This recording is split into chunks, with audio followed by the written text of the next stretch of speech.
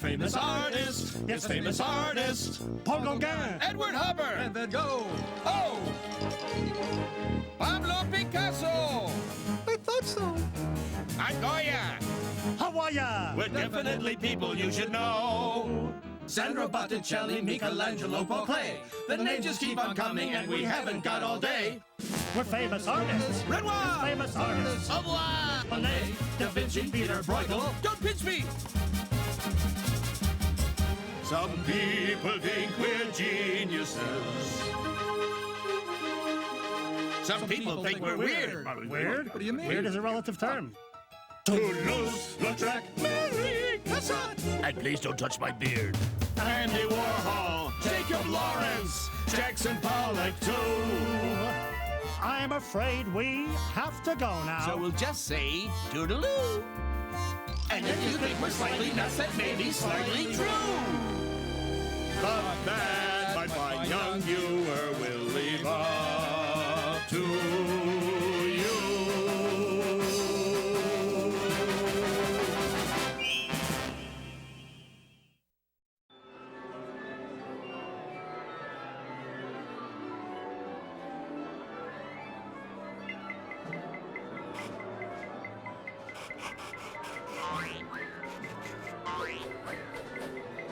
Monsieur Degas. Monsieur Degas, the ballet will be beginning soon. It is necessary for you to leave the stage, s'il vous plaît. Leave now? Can't you see I'm creating a masterpiece? Now go away and stop buzzing me. Ah, there you are. Bonjour, my friends. Allow me to introduce myself. I am Edgar Degas, one of the world's greatest artists. I'm famous for making pictures of the people who lived and worked in Paris. I was born in 1834 in Paris, France. Paris is the capital of France, and during the 1800s, Paris was the art center of the world. So it was a good place to be if you were interested in becoming an artist. When I was growing up, my family was wealthy. My father owned and operated a large bank in Paris. Fortunately for me, my father liked art and music a lot more than running a bank. He often took me to art galleries and museums around Paris. Sorry, folks. Edgar and I are going to look at some paintings. Maybe you can stop back tomorrow. Where are you going? This is outrageous. have no change for the Louvre. When visiting art galleries, I was able to see drawings and paintings done by modern artists. And in the museums of Paris, I saw great works of art from the past. I was fascinated with the paintings of great old master Renaissance artists like Raphael, Leonardo da Vinci, and Andrea Mantegna. It was during this time, while I was growing up, that I became interested in art. After I finished high school, my father decided I should study law. He hoped I'd help him run the bank someday. But instead of going to my classes, I spent most of my time studying and copying paintings at the Louvre. The Louvre is a famous art museum in Paris that allowed students to copy the great works of art in its galleries. Here is a copy I made of a painting by Andrea Mantegna. As you can see, copying is an excellent way to learn to be a great artist. During my studies, I learned about two popular but very different styles of art. One was called neoclassical, and the other was called romantic. Neoclassical artists thought paintings should have a calm, orderly feeling, like in this painting by Jacques-Louis David. Neoclassical artists believed that carefully drawing and painting with line was the best way to do this. They used very few bright colors, and you can barely see their brushstrokes. Romantic artists, like Eugene Delacroix, were completely different. They worked hard to put feelings into their paintings. Romantic artists liked scenes of exciting battles and the fury of nature. They used quick brush strokes and more color, like splashes of red, to get those feelings across. I thought there were good things about both the neoclassical and romantic styles. Many artists at that time had serious arguments and took sides about which style they thought was the best. You romantic artists should try using a paintbrush instead of a broom sometime. Haha, well said, Maurice. Oh yeah? You neoclassic artists should try coloring with paint instead of mud sometime. Ah, good one, Pierre. Very interesting. When I finally decided to tell my father that I would much rather be an artist instead of a lawyer, my father accepted my decision, and I started going to the best art schools in Paris. But soon I felt that I could learn better on my own. So, in 1856, when I was 22 years old, I took a trip to Italy. Italy was the best place in the world to see and study classical art, like the works of the great Italian artists Caravaggio, Titian, and Giotto. For 5 years, I traveled all over Italy, visiting my Italian relatives and filling sketchbook after sketchbook with the great art I saw there. I learned a lot and gained confidence as an artist. Near the end of my trip, I had an idea to paint a large portrait of my Italian relatives, the Bellelli family. I was very excited about this portrait, but it was too large to paint in the small room I was staying in. So, I hurried back to Paris, where I had more space to work. I set up a studio and continued work on the Bellelli family, as well as portraits of my sister Marguerite, my little brother René, and even my grandfather, Edgar Degas. In Paris, I met lots of artists my own age and enjoyed having discussions about art with them. I even painted some of them. Here I am with one of my friends. Here is a sketch I made of another artist friend of mine, Edouard Manet. He suggested that I enter my paintings in the Salon, the biggest art show in Paris. People who were interested in buying artwork came from all over the world to see the paintings displayed there. Unlike the rest of my friends, I didn't have to worry about selling my paintings, since I had plenty of money. But I did want my paintings to get noticed. So, I entered my paintings in the Salon, and some of them, like my painting The Daughter of Jephthah, were accepted for the show. This was just the kind of painting the Salon judges liked. They liked paintings that told a story from history or the Bible, carefully drawn with darker colors. Unfortunately, no one else seemed to pay any attention to my paintings. Even if an artist's work was accepted by the Salon, that artist might still be disappointed. Paintings were often hung so high up on the wall that hardly anyone could see them. I think I see it, Edgar. Is it the one next to the angels taking a nap? No, Dad, it's the one next to the lion family having dinner. Where? There. Where's there? Right there. Right where? Over there. Over where? There where? There? Up there. Right there. No, there. Oh, there. Yes, there. I never really liked the Salon. There were too many rules and the judges were snobby. Excusez-moi, Monsieur Degas. What? The ballet. What about the ballet? It will begin soon. I know it will begin soon. Now go away and stop bothering me. As I was saying, I was trying out some new ideas now. I started adding more color to my work. I started painting scenes of everyday life, like people sitting in cafes, or cabaret performers singing popular songs by gaslight in the busy nightclubs of Paris. I went to the races with my friend Edouard Manet. I painted the people in the stands as they watched the racehorses, the jockeys gathering at the starting line, and families out enjoying a day in the country.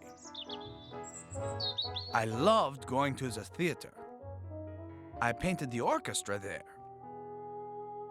But what I loved most was painting pictures of ballet dancers. I loved to show ballerinas rehearsing backstage.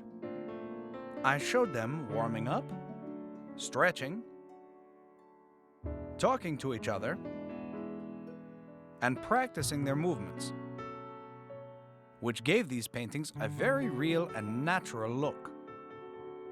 These were paintings that the salon judges would probably never have accepted.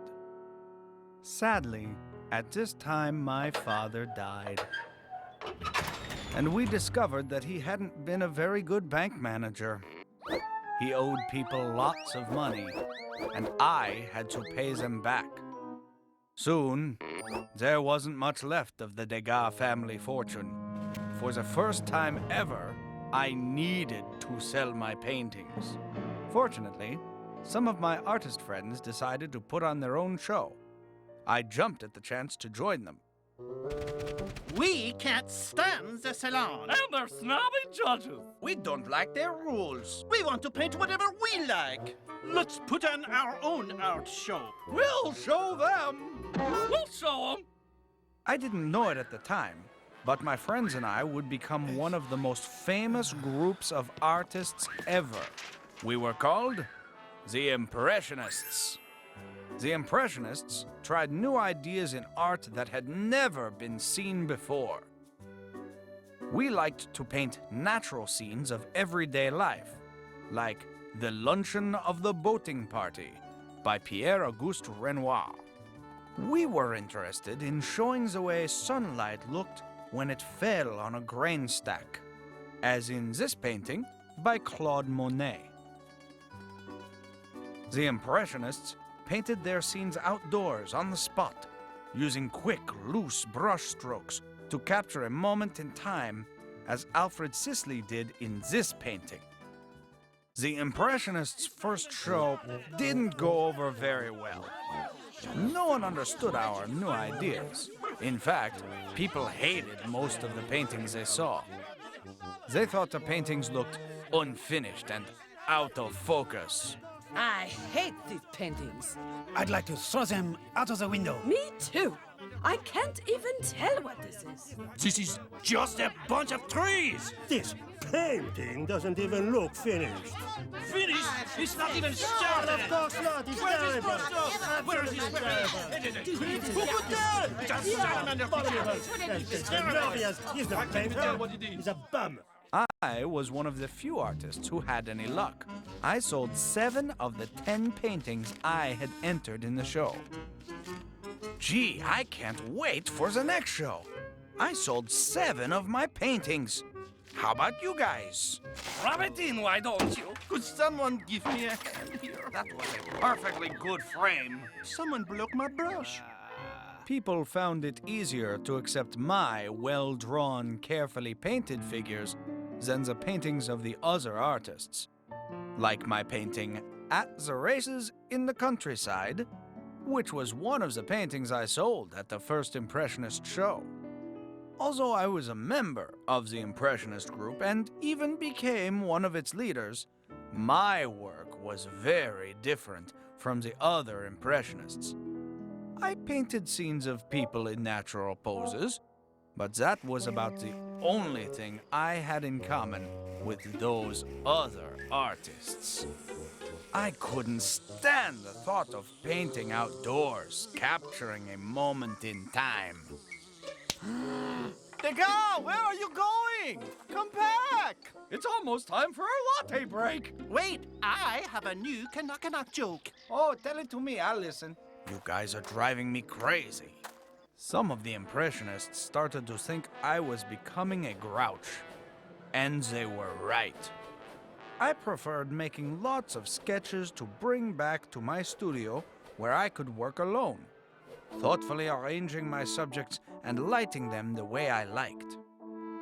I used the same models and ideas over and over in my paintings, but each painting looked fresh and new as if it was painted on the spot. I kept on showing my paintings with the other Impressionists, and as time went on, I became a very successful artist. People loved my paintings, especially my pictures of ballet dancers. I was famous for my dancers. I still am. I was also known for my beautiful prints and pastels. I worked on many of them together with my artist friend, Mary Cassatt. Here she is in a portrait I painted of her. I admired Mary Cassatt and her art so much that I invited her to join the Impressionists group. We want you to join us. So far, nobody likes us or our paintings. And we don't make any money. But we get to paint anything we want. And we have fun, too. Oh, count me in. Mary Cassatt and I used all kinds of materials and methods to make our pictures as bright and colorful as possible. We often experimented with new ways of making prints and pastels. Try this, Edgar. Nonsense, woman, that will not work. Oh, but Edgar. Stand back!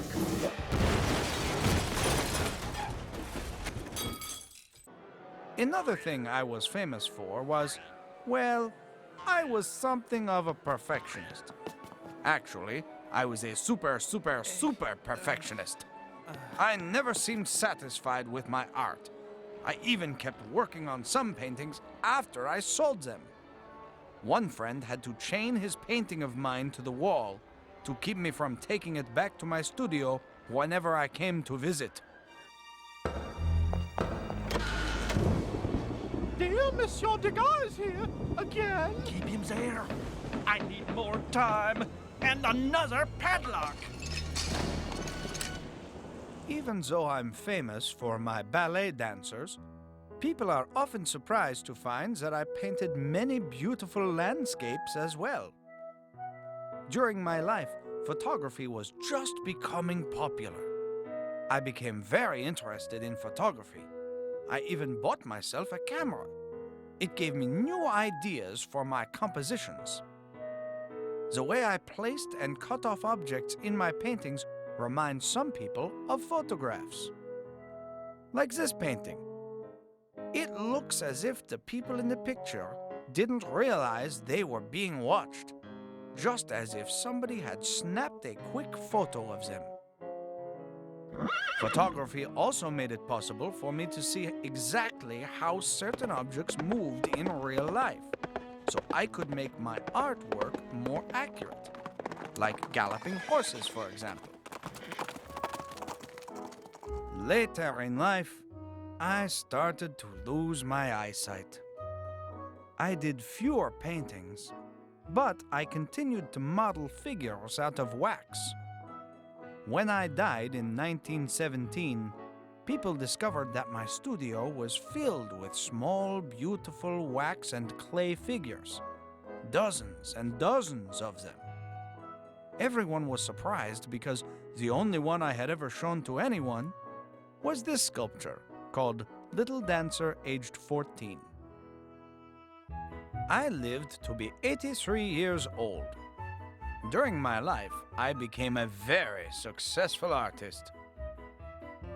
People loved my drawings, paintings, prints, and my beautiful pastels. Art was the most important thing in my life, and I never stopped studying and creating. I hope you've enjoyed getting to know me, Edgar Degas. Psst. What? Monsieur Degas, the performance is starting. You must leave the stage. Please! Emile, don't panic. I'll blend in.